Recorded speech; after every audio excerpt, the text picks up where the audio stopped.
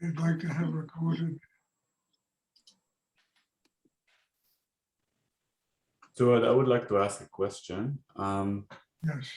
How would you distinguish between Maya and a real spiritual guidance that you have inside you? Sometimes Maya can be tricky. Maya can be tricky all the time. Yeah. Look,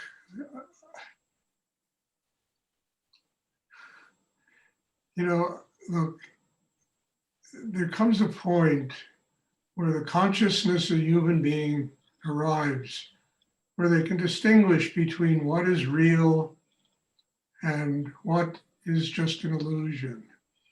That point came to me where it wasn't this or that. It was literally whatever I experienced was an opportunity to get closer to my spiritual enlightenment. Whatever I experienced in life was just my teacher and telling me how I need to work inside myself to continue my inner growth. When I began to see the world that way, the veil of Maya just got eliminated because everything became real. Everything was there to teach me how to get closer to God. Everything was there to help me in my inner work and my growth. Everything was there. So Maya disappeared into reality. And I always believed in my heart of hearts, what gets me closer to God, what helps me to grow, is real. And then I discovered that no matter what I experienced in life, it can be used that way. So, everything, when I was in business, for God's sake, you talk about Maya, I mean, it's the ultimate form of Maya, this whole thing of making money. And at one point I realized, how do I make this real? All right, money is energy. And I can use that energy to help build a situation around myself that'll work to continue my spiritual growth. That's where ashrams came from. That's where meditation centers came from. So what could be the greatest level of Maya, and it truly is, I mean, it sucks everybody's life out of them, became for me just another teacher that, okay, it's energy. Use the energy to serve God.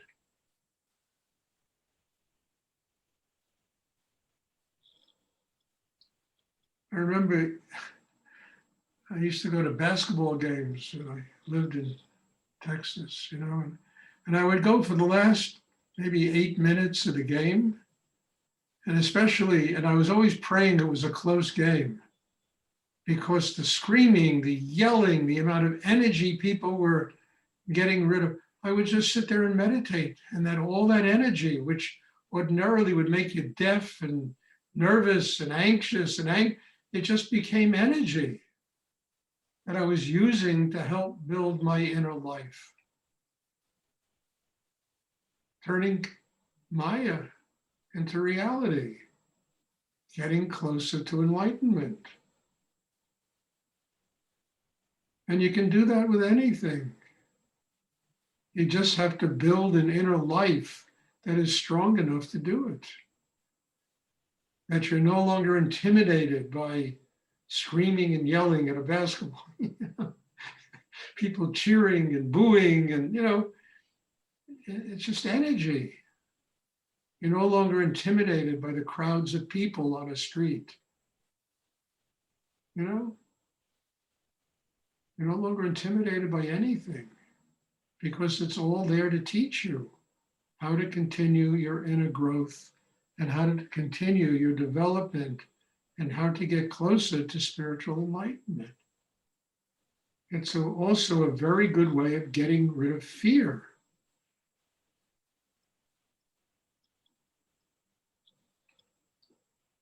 So I don't distinguish between Maya and what's real. I just allow myself to learn from whatever happens to me.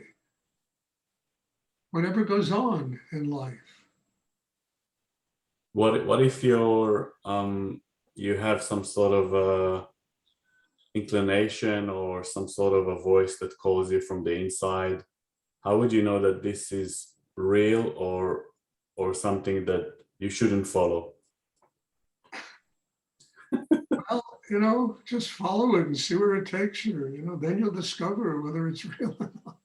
I mean, a lot of that comes from what you want in your life, not what you need in your life. When that voice comes from what you really need in your life, you will do the most unbelievable things in order to attain, that level, that, the need to have a spiritual life. You will do things that you would never dream of doing. And all of it is real, and all of it was getting you closer to breaking yourself down, getting free of yourself, breaking down the ego, breaking down, this opinionated thing that goes on inside people that creates so much conflict in the world.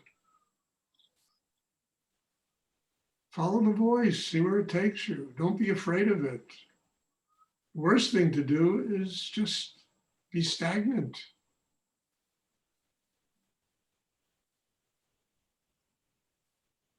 Thank you. You're welcome. And you might discover that voice is real. It might teach you what not to do in the world, which is just as real as learning what to do in your life.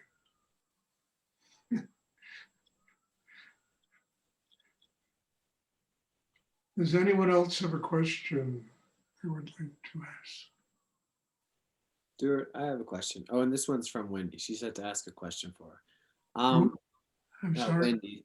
Wendy has said to ask a question for her. So my question is, I was listening to Rudy and he was talking about drawing in energy from beyond just the 6 inches of electricity around your body. And I'm wondering how to reach further from a place of centeredness. I find I can reach, but then I'm not really in my core so much. And the core has to get stronger and bigger. The core has to get deeper, more rooted. It's like a tree. It'll grow endlessly. It's the tree of life. It'll grow endlessly into the cosmos. I mean, the questions are very interesting. How to, and I get back always to the same freaking answer. You understand? You got to build your inner life to get stronger and more developed. How does a great musician become a great musician? Years of working and practicing and building. The music becomes living experience for them by practicing and learning and growing in it. Artists the same way, I mean, even a person just a business person. I mean, when I was in business, it took me years to learn what I was doing, years. And I said, okay, I'm not there yet. I remember I once bought a sculpture for a couple of $100, and it turned out to be a fake. I put that sculpture on my desk, and every morning I would look at it and say, Stuart, this is a reminder to you that when you go out and buy art, you really have to examine it more thoroughly. That sculpture for $200 probably saved me hundreds of thousands of dollars. So it just depends on how you use things. And you develop kind of spiritual smarts, about seeing how to use whatever takes place in your life to build an inner life that gets you strong enough to reach beyond the 6 inches, the aura that surrounds you.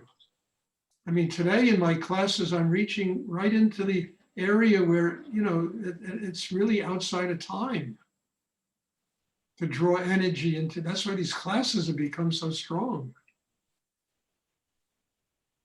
But, this is years of working. that enables my system to do something like that.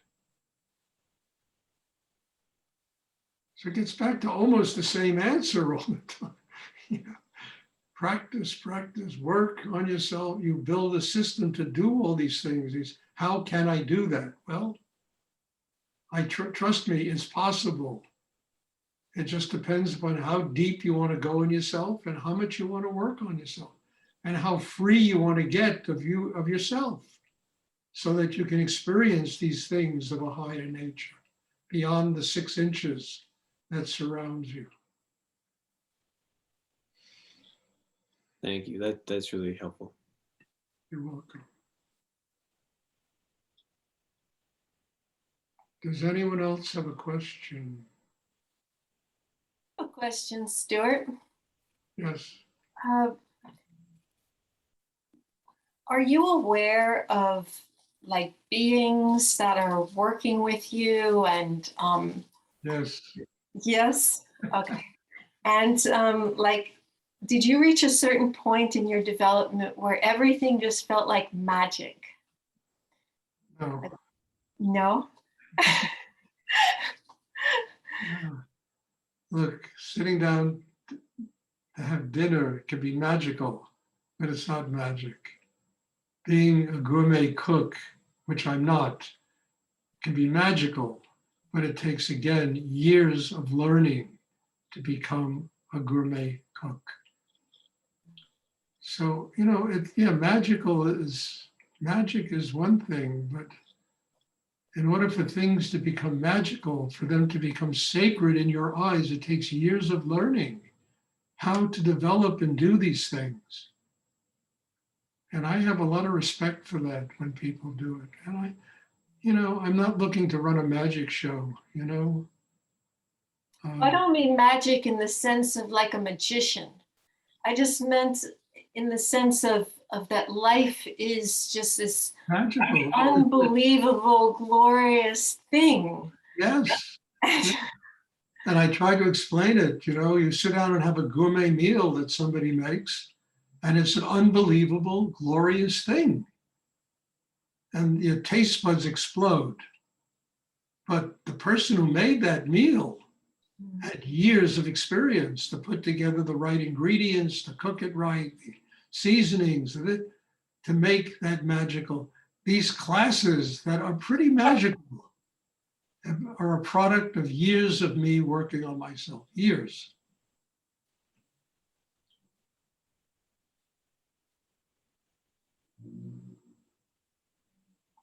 I mean, I hope you understand that. It doesn't just happen. I mean, yeah, wonderful things happen. I mean, all the time to me. I mean, they're just things that blow my socks away, you know, that are so incredible, that happen all the time. And I don't try to make them happen, they just happen. But it's also the growth that enables to attract that. I mean, one also attracts negative things. But those negative things are also teachers. How do I transform that into my spiritual life? So would you say that the more positive things that are happening is a reflection of our positive consciousness changing? It's a reflection of your positive consciousness. It's a reflection of you having built an inner life that is strong enough to attract things of that nature. I always tell people, when you look out at the world, you see a mirror image of yourself. And I always used to kid around saying, look, if you have a pimple on your face, you don't put the salve on the mirror. You got to go to where the problem is. And life is a mirror of each and every one of us. And we have to go internalize our energy and go to where the problem is and transform it. That's how you fix the mirror image. And then it becomes more and more magical. You learn how to do this. And you learn how to change the inner life so the reflection of you becomes different in the world. Thank and you. things get magical. You know, look, Walt Whitman used to lean and loaf and look at a leaf, the magical name. I mean, there was some painter, a Zen Chinese painter who used to paint peaches, and they were extraordinary, extraordinary. Works of art, just a line, with some color in there, and it was genius. Great Zen painters would make a line, but, and my God, it was wonderment. And you say, well, that line is a product of 30 years of him working on himself to get to the place where he could do that.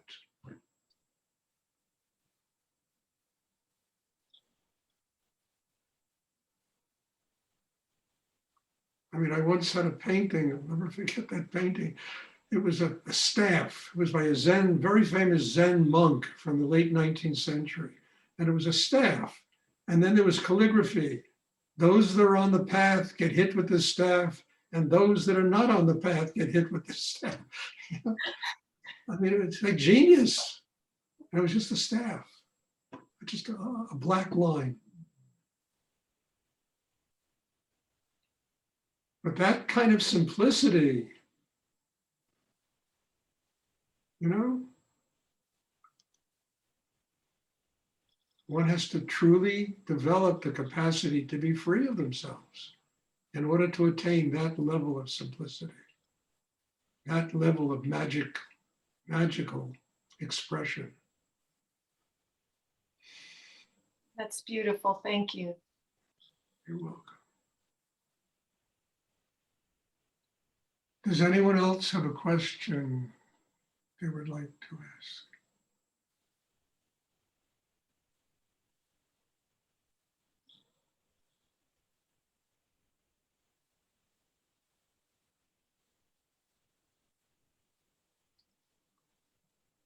Okay, if there are no more questions, then there'll be a meditation on Sunday. Once again, there are people coming here for in-person classes, and any of you that get a hankering to do that, you're welcome. Just let me know. Don't just show up. You have to be vaccinated. That's all I ask. And the classes are pretty powerful. I mean, I am really growing. I'll tell you, it's just amazing what's taking place. So, you're all welcome, but let me know that you want to come, and people are coming from different parts of the country. And I'm very grateful for this, as well as I'm very grateful to sit here and do this with all of you. I think it's an amazing opportunity for me to grow, for you to grow. And I don't feel like I'm even a teacher. I'm here to learn. And all of you are making it possible for me to continue to learn and grow. And I have just deep and profound gratitude to every one of you for being here.